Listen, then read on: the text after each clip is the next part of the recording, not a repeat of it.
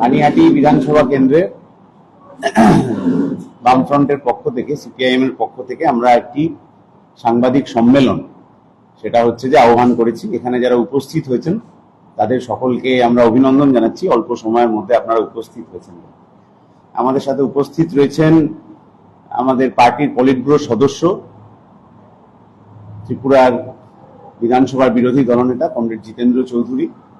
উপস্থিত আছেন আমাদের পার্টি নেতৃত্ব কমরেড অনির্বাণ ভট্টাচার্য এবং কমরেড নীলমণি বিশ্বাস। আমরা আমাদের যে সাংবাদিক সম্মেলন তার কাজটা শুরু করছি। আজকে প্রধানমন্ত্রীর সভা হয়েছে, পানিহাটিতে হয়েছে এবং আরো বিভিন্ন জায়গা থেকে যারা মানুষজন এসেছিলেন, টিভি মিডিয়াতে প্রচার ইত্যাদি হয়েছে।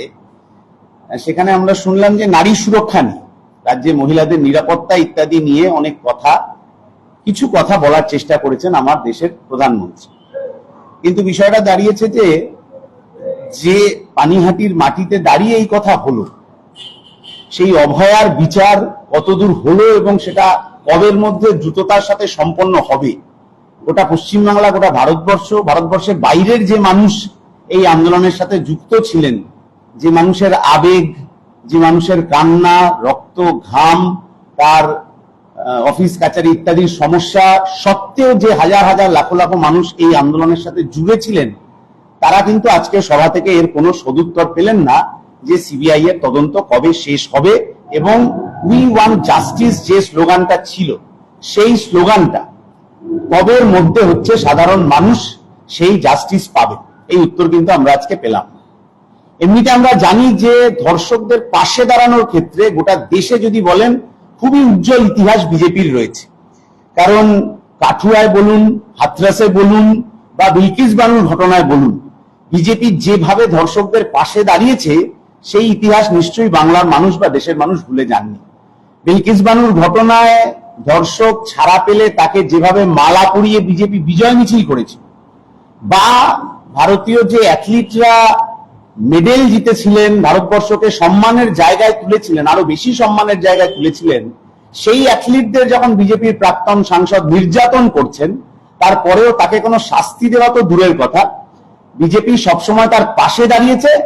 ফলে আজকের দিনে দাঁড়িয়ে গোটা ভারতবর্ষ জুড়ে এটা বাস্তব যে বিজেপি কোনোদিন নারী নির্যাতনের বিচার দেবে না।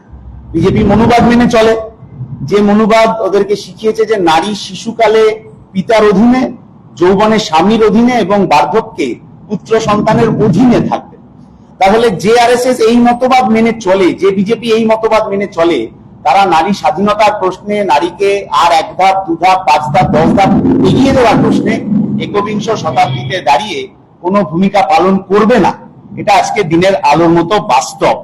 এমনকি এই বিজেপি সরকার আসার পর যে নতুন পুরনো শ্রম আইন ভেঙে নতুন শ্রম আইন তৈরি হয়েছে, সেই শ্রম আইনেও বেসরকারি অফিস ইত্যাদি জায়গায় নারী সুরক্ষার ক্ষেত্রে যে আইসিসি তৈরি হওয়ার কথা ছিল, সেই আইসিসির ক্ষমতাকে কমিয়ে দেওয়া হচ্ছে। অর্থাৎ বেসরকারি জায়গায় মহিলারা কাজ করতে গিয়ে যে সমস্যার সম্মুখীন হন, সেক্ষেত্রে তাদের যে রক্ষা কবচ সেটা অনেক কমিয়ে আনা হয়েছে। ফলে এবং বিজেপি শাসিত রাজ্যগুলোতে একের পর এক যেভাবে অনার কিলিং এর ঘটনা ঘটেছে, আমরা কোনো ক্ষেত্রে এরকম দৃষ্টান্তমূলক কোনো শাস্তির ঘটনা দেখিনি। ফলে যে কথা আমরা বামফ্রন্টের পক্ষ থেকে, সিপিআইএম এর পক্ষ থেকে সাধারণ মানুষকে বলেছিলাম, আজকে সেটা স্পষ্ট হয়ে গেল যে অভয়ার বিচার নিয়ে বিজেপির নেতারা এমনি যা কিছু বলেন, কিন্তু প্রধানমন্ত্রীর মুখ থেকে কিন্তু সিবিআই এর তদন্ত সেটা দ্রুতগতিতে শেষ হওয়ার প্রশ্ন আজকের সভায় উত্থাপিত হলো না। এইটা তাহলে কোনোভাবে কি তৃণমূলকে সাহায্য সহযোগিতা করার জন্য করা হলো? নির্বাচনের আগে যদি এসে প্রধানমন্ত্রী বলতেন যে আমরা হচ্ছে যে এই বিচারটা অমুক তারিখের মধ্যে করে দেব সিবিআই এর সাহায্যে, তাহলে তৃণমূল বিপদে পড়তো। কিন্তু তৃণমূল কেন বিপদে পড়ল না, এই প্রশ্নের জবাব কিন্তু সাধারণ মানুষ নির্বাচনের আগে খুঁজছেন, যেটা আজকের সভা থেকে পাওয়া গেল না।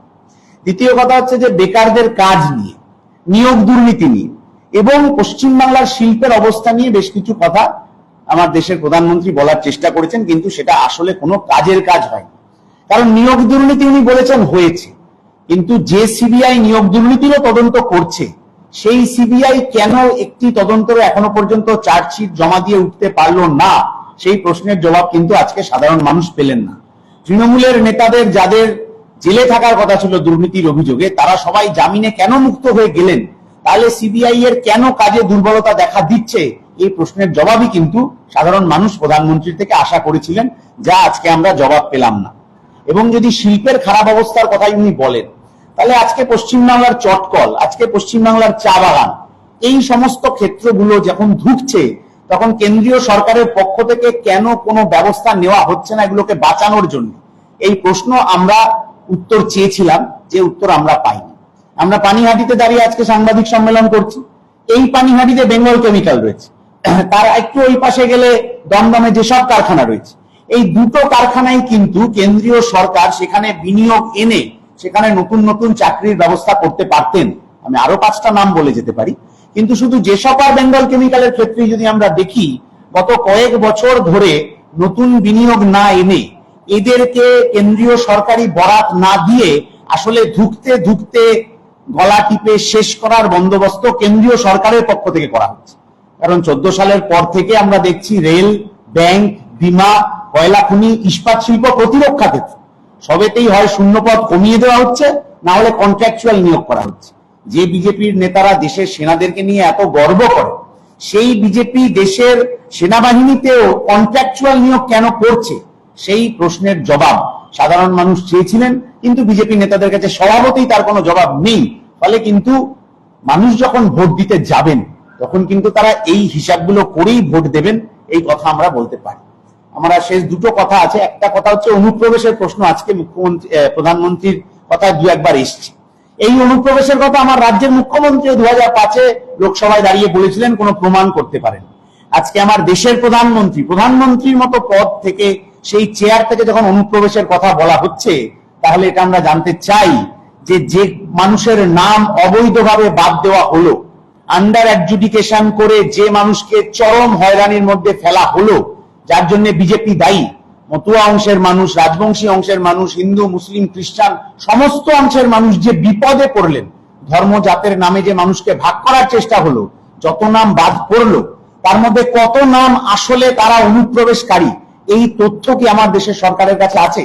না হলে শুধুমাত্র ভয় ছড়ানোর জন্য, আতঙ্ক ছড়ানোর জন্য এই অনুপ্রবেশের কথা বারবার বলে, মিথ্যে কথা বলে মানুষের ভোট আদায় করার চেষ্টা যে করা যাবে না, এটা নিশ্চিতভাবে বিজেপির নেতাদের মাথায় রাখা উচিত। আর আমার শেষ কথা, আজকে প্রধানমন্ত্রী বলার সময় নেতাজি এবং শ্যামাপ্রসাদের উল্লেখ করেছেন। একই পংক্তিতে নেতাজি এবং শ্যামাপ্রসাদকে বসানো যায় না। কারণ আমরা জানি যে এই শ্যামাপ্রসাদ বাবু কিন্তু বাংলা ভাগ চেয়েছিলেন।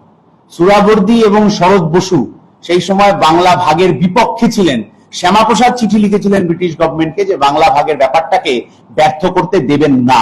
এমনকি সুভাষচন্দ্রের সাথে শ্যামাপ্রসাদের এই নিয়ে বিতর্ক হয়েছিল যে কংগ্রেস যে প্ল্যাটফর্ম তখন কাজ করছিল, সেই প্ল্যাটফর্মের মধ্যে সাম্প্রদায়িকতা ঢুকতে দেওয়া যাবে না, এটা একটা বিষ।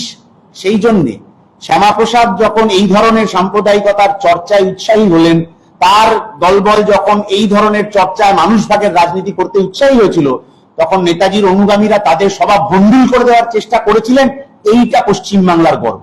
শ্যামাপ্রসাদ কলকাতা বিশ্ববিদ্যালয়ের 2 জন ছাত্রকে বাধ্য করেছিলেন ব্রিটিশের পতাকা, ইউনিয়ন জ্যাককে স্যালুট করতে। তারা সেটা করতে চাননি বলে তাদেরকে পিটিয়ে কলেজ থেকে রাস্টিকেট করে দেওয়ার ব্যবস্থাও এই শ্যামাপ্রসাদ করেছিলেন ছাত্রদের ঐক্যবদ্ধ আন্দোলনে, যে সিদ্ধান্ত পরে প্রত্যাহার করতে বাধ্য হয়েছিলেন তিনি। তাহলে এই শ্যামাপ্রসাদের সাথে নেতাজিকে, যিনি গোটা ভারতবর্ষের সমস্ত মানুষকে মিলে ধর্ম জাত নির্বিশেষে তার বাহিনী তৈরি করে, তার ব্রিগেড তৈরি করে ভারতবর্ষকে মুক্তির দিশা দেখাতে চেয়েছিলেন, তার সাথে শ্যামাপ্রসাদকে এক আসনে বসানোটা আসলে পশ্চিম বাংলার মানুষের অপমান। এইটা যেন বিজেপি নেতারা মাথায় রাখেন। প্রধানমন্ত্রীর সভা থেকে সাধারণ মানুষের প্রাপ্তি শূন্য, কিন্তু প্রধানমন্ত্রীর সভা থেকে তৃণমূলের আসলে অনেক প্রাপ্তি হলো। ওদের নেতারা স্পষ্ট সিগন্যাল পেয়ে গেলেন যে নির্বাচনের আগে পরে যে দুর্নীতির তদন্তের কথা হচ্ছিল, সারদা, নারদা, রোজভ্যালি, লাল ডায়েরি, নীল ডায়েরি, গরু চুরি, কয়লা চুরি, বালি চুরি, নিয়োগ দুর্নীতি, মিউনিসিপ্যালিটির দুর্নীতি নিয়ে এত কথা, এলাকার নেতারা বলেন যে বিজেপির দিল্লির নেতারা আসবেন আর জেল যাবে, এই হবে ওই হবে, কিন্তু প্রধানমন্ত্রীর মুখ থেকে এই সম্পর্কিত কোনো কথা শোনা গেল না। একবার ফাইল খোলার কথা বলেছিলেন, কিন্তু নারদার ফাইল খুলতে গেলে ওর দলের যারা যারা এখন আছেন তাদেরই 2-4 জন বিপদে পড়ে যেতে পারেন সম্ভবত, আবার ওই ফাইলের কথা তাকে নিজেরই মুখ বন্ধ করে দিতে হয়েছে। ফলে তৃণমূলকে বাঁচানোর জন্য প্রধানমন্ত্রী এবং বিজেপির এই পদক্ষেপ সেটা বাংলার মানুষ ব্যর্থ করবেন। এবং এক দফা নির্বাচন হয়ে গেছে, মানুষ তার রায় দিয়েছেন। তৃণমূল বিজেপির এই বিভাজনের রাজনীতি, দুর্নীতির রাজনীতি, একে অন্যকে বাঁচিয়ে দেওয়ার রাজনীতির বিরুদ্ধে রায় দিয়েছেন। আমরা বিশ্বাস করি, আমরা ভরসা করি যে পরবর্তী যে 29 তারিখের দ্বিতীয় দফার নির্বাচন, তাতেও মানুষ এর বিপক্ষেই রায় দেবেন। আমাদের সাথে ত্রিপুরা বিধানসভার বিরোধী দলনেতা আছেন জিতেন্দ্র চৌধুরী। বিজেপি যে ভয়ঙ্কর অত্যাচার ত্রিপুরায় চালাচ্ছে সেই সম্পর্কিত উনিও বিস্তারিত ব্যাখ্যা করবেন। আমার কথা শেষ, এখন আপনারা কিছু প্রশ্ন চাইলে করতে পারেন। প্রধানমন্ত্রীর আজকে যে বক্তব্য, সেই বক্তব্য নিয়ে আপনি বললেন যে তিনি তিলোত্তমার যে বিচার বা অভয়ার যে বিচার, সেই বিচার নিয়ে কোনো কথাই তিনি উল্লেখ করলেন না। কিন্তু তার মা অর্থাৎ রত্না দেবনাথ, বিজেপি প্রার্থী, তিনি সংবাদ মাধ্যমের মুখোমুখি হয়ে বলেছেন, তিনি প্রধানমন্ত্রীকে বলেছেন যে তার মেয়ের ছবি প্রকাশ্যে আনা হোক, তার মেয়ের নাম প্রকাশ্যে আনা হোক। যারা ধর্ষক তারা যদি খোলা ঘুরে বেড়ায়, মুখ খুলে বেড়ায়, তাহলে তার মেয়েকে কেন লুকিয়ে রাখা হচ্ছে? তখন প্রধানমন্ত্রী তার মাথায় হাত দিয়ে আশ্বাস দিয়েছেন, তিনি এটা বলেছেন সংবাদ মাধ্যমে। আপনি কি বলছেন? সিবিআই কে যে 50টা প্রশ্ন করা হয়েছিল, সেই 50টা প্রশ্নের উত্তর প্রধানমন্ত্রী যদি দেবেন না সিবিআই প্রধান দেবেন, সেইটা আমরা জানতে চাই। সিবিআই গত নভেম্বর ডিসেম্বরে অভয়া আন্দোলনের যে কেসের যে হলফনামাটা দিয়েছিল, অভয়ার কেসের, সেই হলফনামাটা বদলে ফেলেছে। কেন বদলে ফেলেছে সেইটা প্রধানমন্ত্রী উত্তর দেবেন না সিবিআই প্রধান উত্তর দেবেন, আমরা জানতে চাই। অমিত শাহকে ওর পরিবার চিঠি লিখেছিলেন ওই আন্দোলনের সময় যে রাজ্য পুলিশের তদন্তে ভরসা নেই, সিবিআই তদন্ত চাই, স্বরাষ্ট্রমন্ত্রীর সাথে দেখা করতে চাই। তারপরে এতদিন কেটে গেলেও স্বরাষ্ট্রমন্ত্রী এতবার করে পশ্চিমবাংলায় এলেও তাদের বাড়িতে কেন গিয়ে দেখা করে উঠতে পারলেন না? এই প্রশ্নের জবাব না দিয়ে প্রধানমন্ত্রী হেলিকপ্টারে উঠে পড়েছেন। তাহলে আমরা এই প্রশ্নের জবাব কার থেকে নেব? এইটাই তো ভোটের আগে রাজনীতির এজেন্ডা হবে। আচ্ছা, একটা প্রশ্ন যেটা আজকে রত্না দেবী তুলেছেন, মানে রত্না দেবনাথ, এবং পরিষ্কার ভাবে এটা মানে বলে দিয়েছেন যে বিচার আমাকে আদালতে এনে দেবে এবং বিচারের সাথে কোনো সম্পর্ক নেই আমার বিজেপি প্রার্থী হওয়ার। আমি বিজেপি প্রার্থী হয়েছি শুধুমাত্র নারী সুরক্ষার জন্য এবং এই রাজ্য থেকে তৃণমূলের মূলটাকে উপড়ে ফেলার জন্য। তো সেই প্রসঙ্গে আপনি কি বলবেন? এবং এটাও বলেছেন উনি যে কলতা মীনাক্ষী ওদের সুবুদ্ধির উদয় হোক, ওদেরও শুভেচ্ছা জানাচ্ছি, ওরা যদি বিচার এনে দিতে পারে তো ভালো, যে বিচার আনবে তাকে ওয়েলকাম। বিজেপি বিচার এনে দিতে পারবে না, এটা তো আজকে দিনের আলোর মতো স্পষ্ট। বিচার যদি এনে দেওয়ার হতো তাহলে হাতরাস, উন্নাও, কাঠুয়াতে ওরা বিচার এনে দিত। যদি বিজেপি বিচার এনে দিতে পারতো তাহলে 1.5 বছর 1.5 বছর প্রায় হয়ে গেল সিবিআই এর তদন্ত 1 ইঞ্চি কেন এগোতে পারলো না? এই প্রশ্নই তো আমরা করতে চাইছি। বিজেপি মানুষকে বোকা বানাতে পারবে, খালি বিচার এনে দিতে পারবে না। প্রধানমন্ত্রী নরেন্দ্র মোদী তো বলছেন যে তৃণমূল মহিলা বিরোধী দল এবং তারা বিজেপি মহিলাদের মানে সম্মান করে, তাই তারা একগুচ্ছ প্রকল্পেরও আশ্বাস দিলেন প্রধানমন্ত্রী নরেন্দ্র মোদী মহিলাদের উদ্দেশ্যে। মহিলাদের উদ্দেশ্যে যে প্রকল্পগুলি আশ্বাস দিয়েছেন তার মধ্যে একটা প্রকল্প বলেছেন যে মাসে 3,000 টাকা করে দেওয়া হবে। এই যে ত্রিপুরা বিধানসভার বিরোধী দলনেতা বসে রয়েছেন, ত্রিপুরায় ডবল ইঞ্জিন সরকার রয়েছে, আপনারা অভিজ্ঞতা জিজ্ঞেস করে নিতে পারেন যে সেই ডবল ইঞ্জিন সরকারে কি ওরা মাসে 3,000 টাকা করে দিচ্ছেন? আসামে ডবল ইঞ্জিন সরকার চলছে। মণিপুরে যখন নারীদের ওপর ভয়ঙ্কর নির্যাতনের ঘটনা আমরা মিডিয়ায় দেখেছি, তখন প্রধানমন্ত্রী, স্বরাষ্ট্রমন্ত্রী তো ছেড়ে দিন, অন্য কোন নেতা মণিপুরে ঢোকার সাহস পর্যন্ত করতে পারেননি, মহিলাদের নির্যাতনের বিরুদ্ধে কোনো কথা বলতে পারেন। কেন পারেন? একটা প্রশ্ন, ৭৭-এর নির্বাচনে তখন বামেরা শূন্য বলার বামেরা বয়কট করেছিল বিধানসভা। এবার ২৬-এর নির্বাচনের আগেও বিধানসভায় বামেরা শূন্য। এবার কি তখন যেমন পরের বার রাডিক্যাল চেঞ্জ হয়েছিল, এবার কি রাডিক্যাল চেঞ্জ? অবশ্যই হবে। তৃণমূল বিজেপির এই বিভাজনের রাজনীতি, নির্যাতনের রাজনীতি, একে অন্যকে বাঁচানোর রাজনীতি মানুষ বুঝে গিয়েছে। যদি বিজেপি এত তৃণমূল বিরোধী দল হয়, যদি তৃণমূলের দুর্নীতি নিয়ে ওদের এত কথাই থাকে, তাহলে আজকে প্রধানমন্ত্রীর ভাষণে যে তদন্তগুলো চলছে গত 5, 7, 8, 10 বছর ধরে, সেগুলো সম্পর্কে কোনো কথা বলা হলো না কেন? কবে তদন্ত শেষ হবে? মানুষ আর কতদিন অপেক্ষা করবেন সেই তদন্ত শেষ হওয়ার জন্য? গতকাল রেকর্ড শতাংশ ভোট করেছে, কি আশা করছেন? ইতিবাচক না নেতিবাচক? শাসক দলের পক্ষে বা আপনাদের? বামেদের পক্ষে ইতিবাচক হবে। এসআইআর এ মানুষ যে ষড়যন্ত্রের সম্মুখীন হয়েছেন, দুর্নীতিতে মানুষ যে বিপদে পড়েছেন, এটা তার বিরুদ্ধে ভোট আসবে। কালকে যে 152 কেন্দ্রে ভোট হয়েছে, তৃণমূল এবং বিজেপি উভয়কেই দেখা যাচ্ছে বেশ কিছু সংখ্যা তারা বলে দিচ্ছে যে এত আসনে তারা জিতবে। আপনাদের তরফ থেকে সেরকম ভাবে আপনারা কিছু আশা করছেন? আমরা তো জ্যোতিষী নই, ফলে তৃণমূল বিজেপির ওই জ্যোতিষীগিরির কাজ আমরা করি না।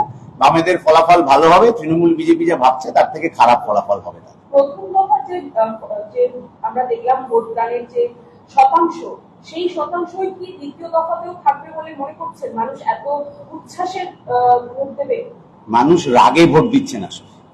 এসআইআর এর নাম বাদ চলে যাওয়ার যন্ত্রণা, 100 দিনের কাজের টাকা চুরির যন্ত্রণা, আবাস যোজনার টাকা চুরির যন্ত্রণা, পরিযায়ী শ্রমিকদের কাজের জন্য দূর দূরান্তে চলে যাওয়ার যন্ত্রণা, এই সমস্ত যন্ত্রণার বিরুদ্ধে, এসএসসি না পাওয়ার যন্ত্রণা, টাকা চুরি হয়ে যাওয়ার যন্ত্রণা, গ্রামে গ্রামে যে তোলা হয় সেই কাটমানির যন্ত্রণা, এই সমস্ত যন্ত্রণার বিরুদ্ধেই মানুষ আসলে ভোট দিচ্ছে। মেট্রো রেল, তৃণমূল সরকারের সাহায্য পাচ্ছে না বলে মেট্রো রেলের কাজ আটকে গেল, তাই প্রধানমন্ত্রী মঞ্চ থেকে বললেন পানিহাটিতে। তৃণমূল মেট্রোর কাজ আটকে রেখেছে, সেটা সেক্টর 5-এ। তাহলে ব্যারাকপুরের মেট্রো রেলের কাজটার ঘোষণা কেন আজকে হলো? এই প্রকল্পটা আর কবে চালু হবে? উনি তো এসছেন যখন এখানে মিটিং করতে, ব্যারাকপুর অব্দি যে রেলের প্রকল্প হওয়ার কথা ছিল সেইটা আজকে ঘোষণা করে দিতে পারতেন তো যে এই তারিখের মধ্যে হবে। দমদম লোকসভার একাধিক অঞ্চলে জল জমার সমস্যা, তাও প্রধানমন্ত্রীর ভাষণে শোনা গেল। জমা জলের সমস্যা তো বামপন্থীরাই মেটাবে, বাম আমলের প্রকল্প। আশেপাশের 7টা পুরসভাকে নিয়ে একটা যে আন্ডারগ্রাউন্ড সুয়ারেজ রয়েছে সেইটাকে সময় উপযোগী করা, নতুন পাইপলাইন ইত্যাদি তৈরি করা, এটা বাম আমলের প্রকল্প। তৃণমূল গত 15 বছরে করতে পারেনি। এটা বামফ্রন্টের সরকার তৈরি হলে আমরা করব। আমাদের ইস্তেহারেও আমরা সেই কথা বলেছি। প্রধানমন্ত্রী এটাও বলেছেন যে যাদবপুর বিশ্ববিদ্যালয়তে নাকি আর পড়াশোনা হয় না, যাদবপুর বিশ্ববিদ্যালয়ের ঐতিহ্য নিয়ে কথা বলেছেন। তো আপনি কি বলবেন এই প্রসঙ্গে, যে যাদবপুর বিশ্ববিদ্যালয়কেও রাজনীতির মঞ্চে আনা হচ্ছে আরো একবার? এবং প্রধানমন্ত্রীর মুখ থেকে মিথ্যা ভাষণ ভারতবর্ষের মানুষের পক্ষে লজ্জা। পল্লতান যে বিষয়টি নিয়ে শুরু করেছে, আমি শুধু এখানে একটু যোগ করছি যে ভারতীয় জনতা পার্টি যে আরএসএস এর রাজনৈতিক দর্শনের উপর ভিত্তি করে তাদের রাজনীতি, সেখানে নারী সুরক্ষা, এটা এই কথাগুলি বলা তো হাস্যস্কর। স্বাভাবিক যে প্রধানমন্ত্রী আজকে বলেছেন নারীদের উপরে যতগুলো ঘটনা হয়েছে, এই অভয়ার নাম উচ্চারণ না করলেও যে তার প্রতি কারো যে আস্থা নেই, এবং তার সে বক্তব্যে কেউ প্রভাবিত হবেন না, এটা নিশ্চিত। পানিহাটিতে ফিরে প্রধানকে একটা কথা জিজ্ঞেস করব, সেটা হচ্ছে বিজেপির ক্যান্ডিডেট ছিলেন অভয় মা, এখানে সিপিআই এর বিরুদ্ধে ওনাদের যে বক্তব্য সেই মুখটা কি বন্ধ করে দেওয়া হলো? প্রতিবাদের অধিকার কেউ কেড়ে নিতে পারবে না। এইটা গোটা বাংলার মানুষ, গোটা ভারতবর্ষের মানুষ, ভারতবর্ষের বাইরের মানুষ, সোশ্যাল মিডিয়ায় এখন যা চলছে তাতে তাদেরও মতামত ইত্যাদি আমরা পাই। প্রতিবাদের যে অধিকার আছে সেটা সাধারণ মানুষের থেকে কেউ কেড়ে নিতে পারবেন না। কিন্তু বিজেপি গোটা পশ্চিমবাংলায় আসলে ব্যাটিংটা করছেই তৃণমূলের। তৃণমূলের চুরি, দুর্নীতি, অপশাসন ইত্যাদি, তার বিরুদ্ধে কোনো পদক্ষেপ না নিয়ে বিজেপি আসলে তৃণমূলকেই সুবিধা করে দিচ্ছে। ফলে যেখানে রাজনৈতিক বিষয় নিয়ে আলোচনা হওয়ার কথা, যেটা কমরেড জিতেন্দ্র চৌধুরী বললেন, যে দুর্নীতি, অপশাসন, এলাকার সমস্যা, চাকরি না থাকা, কাজ না থাকা, দুর্নীতি, আবাস যোজনা, 100 দিনের কাজ ইত্যাদি, রাস্তাঘাটের বেহাল দশা, পানিহাটিতে যদি দেখেন জমা জলের সমস্যা, জঞ্জালের সমস্যা, এই সমস্ত কিছুকে সরিয়ে রাখার একটা পরিকল্পিত চিত্রনাট্য তৃণমূল এবং বিজেপির পক্ষ থেকে হচ্ছে। বামপন্থীরা আমরা তার বিরুদ্ধে সর্বোচ্চ লড়াই করেছি, পানিহাটিতেও করছি, যে মানুষের দুবেলা দুমুঠো ভাত, হাতে একটা স্থায়ী কাজ, মাথার উপর ছাদ এবং একটা শান্তি সম্প্রীতির জীবন, এই এজেন্ডাতে হচ্ছে নির্বাচনে মানুষ ভোট দিতে যাবেন। আমরা এই কথাই বারংবার বলছি। এমন তৃণমূলের কোনো কাজ বিজেপির সুবিধা করে দিচ্ছে, বিজেপির কোনো কাজ তৃণমূলের সুবিধা করে দিচ্ছে, এর বিরুদ্ধে আমাদের আক্রমণ কিন্তু আছে। বিজেপি হ্যাঁ, বিরাট বড় স্ক্যাম, এবং এটা পুরো বেরোলে তো মুখ্যমন্ত্রী অ্যাকিউজ হয়ে যাচ্ছিলেন, সেটা ধামাচাপা হয়ে দেওয়া হয়েছে, এটা প্রমাণিত। অভয় মাও বলে, কিন্তু সেই বলাটাকে কি আটকে দেওয়া হলো ক্যান্ডিডেট? আমরা বলে যাচ্ছি, রত্না দেবনাথ সিবিআই এর বিরুদ্ধে বা তার পরিবার অতীতে সিবিআই এর বিরুদ্ধে অনেকগুলো কথা বলেছে, কেন্দ্রীয় সরকারের বিরুদ্ধে অনেকগুলো কথা বলেছেন। ওই গোটা আন্দোলনে বিজেপি নেতাদের গো ব্যাক স্লোগান শুনতে হয়েছিল কেন? এটা ওই কারণেই যে গোটা দেশে বিজেপির চরিত্র, নারী নিরাপত্তার ক্ষেত্রে, নারী স্বাধীনতার ক্ষেত্রে, তার প্রগতিশীলতার ক্ষেত্রে বিজেপির চরিত্র গোটা দেশের মানুষ জানে। ত্রিপুরার মানুষ জানেন, মণিপুর জানেন, আসাম জানেন, পশ্চিমবাংলা জানেন, সকলে জানে। ফলে ওরা অতীতে যে কথা বলেছিলেন আজকে সেই কথা কেন বলতে পারছেন না সেই উত্তর তারা দিতে পারবেন। কিন্তু ট্রাফিক মোড়ে যে মানুষ রাত দখল করেছিলেন, শ্যামবাজারে যে মানুষ রাত দখল করেছিলেন, তারা আজকেও যদি খবর পান এরকম কোনো একটা ঘটনা ঘটছে, তারা আবার গিয়ে রাত দখল করবেন। মানুষের জেদকে আটকে দেওয়া যায়নি, মানুষের জেদকে ভেঙে দেওয়াও যায়। কিন্তু একটা জিনিস জিজ্ঞেস করবো কলকাতা, সেটা হচ্ছে বেশ কিছু বামপন্থী কর্মী, তৃণমূল তো করেছেই, বেশ কিছু বামপন্থী কর্মীও রত্না দেবনাথকে আক্রমণ করছেন। প্রমাণ আছে? সোশ্যাল মিডিয়াতে প্রমাণ আছে? আপনি যে ফেসবুক প্রোফাইলটার কথা বলছেন, ভালো করে তথ্য নিয়ে জানতে হবে।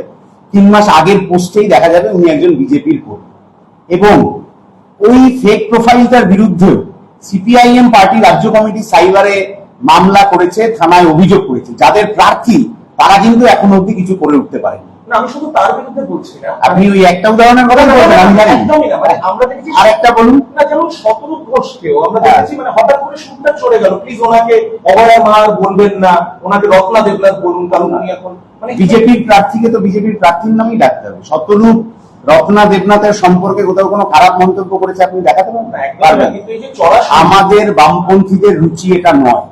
বিজেপির বিরুদ্ধে সবসময় মতাদর্শগত লড়াইয়ের চড়া সুর আমাদের থাকে, কারণ বিজেপি গোটা দেশটা বেঁচে দিচ্ছে। আজকে এই যে আমরা আপনারা ফোনে এগুলো তুলছেন, আমাদের ভিডিও, এগুলো নিশ্চয়ই বেসরকারি কোম্পানির নেটওয়ার্ক। এই গোটাটা আসলে বিএসএনএল এর প্রযুক্তি, তার পরিকাঠামো ব্যবহার করে তৈরি হয়েছে। আমাদের আগের প্রজন্ম, তার আগের প্রজন্ম ট্যাক্স দিয়েছিল বলে বিএসএনএল তৈরি হয়েছে। আজকে এগুলো বেঁচে দেওয়া হয়েছে বেসরকারি হাতে। ফলে বিজেপির এই ধরনের রাজনীতির বিরুদ্ধে সব সময় আমাদের সুর চড়া থাকবে, কিন্তু অভয়ার বিচারের দাবিতেও আমাদের সুর সব সময় চড়া থাকবে। জাস্টিসের বিচারের সুর কেউই নরম করাতে পারবে না।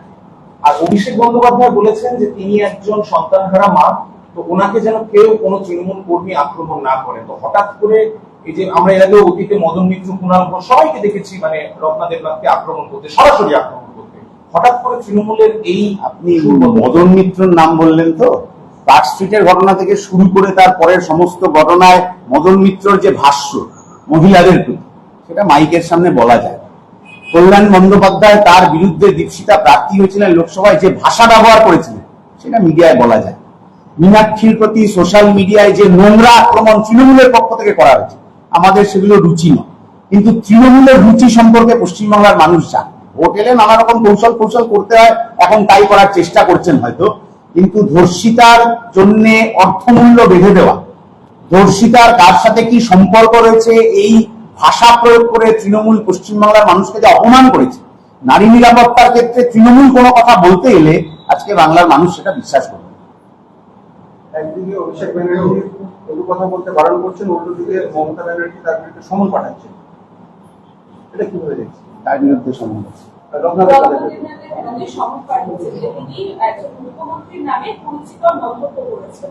কি মন্তব্য করেছেন সেটা তো আমি বলতে পারবো না, কিন্তু উনি নতুন এসছেন রাজনীতিতে, ওনার আশেপাশের লোকজন ওনাকে দিয়ে আসলে কিছু ভুল কথা বলিয়ে ফেলছে। চন্দননগরে দেওয়াল লেখা হয়েছিল অভয়া ও তামান্নার বিচার চাই। বিজেপি হোয়াটসঅ্যাপ ইউনিভার্সিটিতে চালায়, আমরা সকলে জানি। ওইটা ঘুরিয়ে দেওয়া হলো যে অভয়া নয়, তামান্নার বিচার চাই। ওটা আসল নয়।